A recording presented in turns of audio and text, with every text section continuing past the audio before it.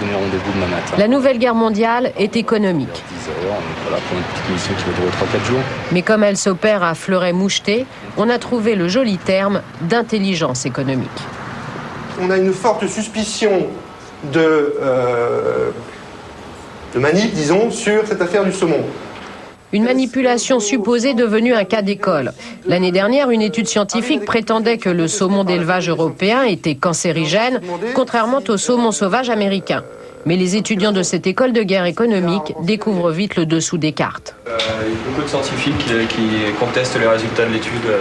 D'accord, donc fortement contesté. Il semblerait que les producteurs de saumon d'Alaska soient au conseil d'administration de la fondation qui a financé l'étude. Il semblerait qu'il y ait une agence de com derrière. Gavin Anderson & Co. Une opération a été montée à destination des médias qui allait jusqu'à fournir une cassette, je suppose, avec des reportages clés en main, c'est ça? Les scientifiques avancent l'hypothèse que le soja serait le but de la manœuvre. Les producteurs de soja transgénique sont en effet soupçonnés de vouloir fournir la nourriture des saumons, alimentés pour l'instant en farines animales. On n'en est pas là, mais dans cet affrontement, les producteurs de saumon français ont vu leur vente chuter de 40%. Je me suis rendu compte que finalement toutes les décisions qui sont prises au niveau géopolitique, géostratégique, même diplomatique, sont basées sur des décisions, sur des faits économiques. Quand vous vous rendez compte que maintenant il y a des entreprises comme General Motors qui font un chiffre d'affaires qui est supérieur à un pays comme les Pays-Bas, vous dites le lieu de décision, il est où? Est-ce qu'il est au Parlement ou est-ce qu'il est finalement au conseil d'administration? Pour ne pas se laisser déborder, la France a créé une cellule chargée de défendre les intérêts nationaux.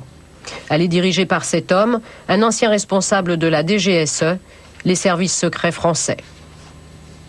La sensibilisation des Français, je crois que c'est le point essentiel pour qu'ils comprennent que nous sommes dans un monde qui n'est pas gentil, dans lequel les intérêts des uns et des autres sont très souvent conflictuels, et qu'à partir de ce moment-là, il faut que ce soit le meilleur qui gagne, et il faut se donner les moyens d'être le meilleur. Dans le domaine de la défense, les enjeux sont énormes.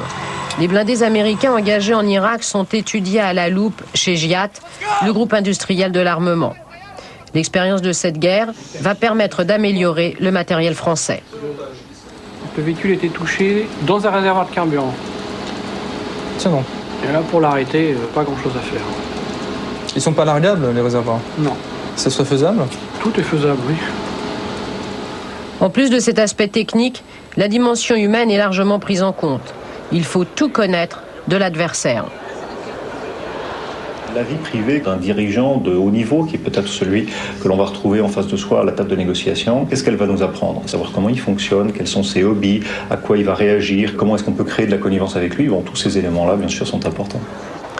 Si tous les coups sont permis, c'est que cette guerre concerne des pans entiers de l'économie mondiale, des millions d'euros et des millions d'emplois, avec donc des risques de déstabilisation des pouvoirs politiques.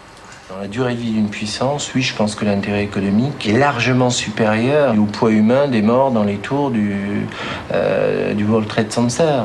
C'est évident que pour un pays comme les États-Unis, il est 1000 fois plus stratégique de surveiller l'énergie pétrole que de perdre 3000 citoyens dans un attentat. Pour l'instant, cette nouvelle guerre met surtout face à face l'Europe et les États-Unis, mais il faut également compter avec la Russie et les géants de demain, la Chine et l'Inde. Les Philippines attendent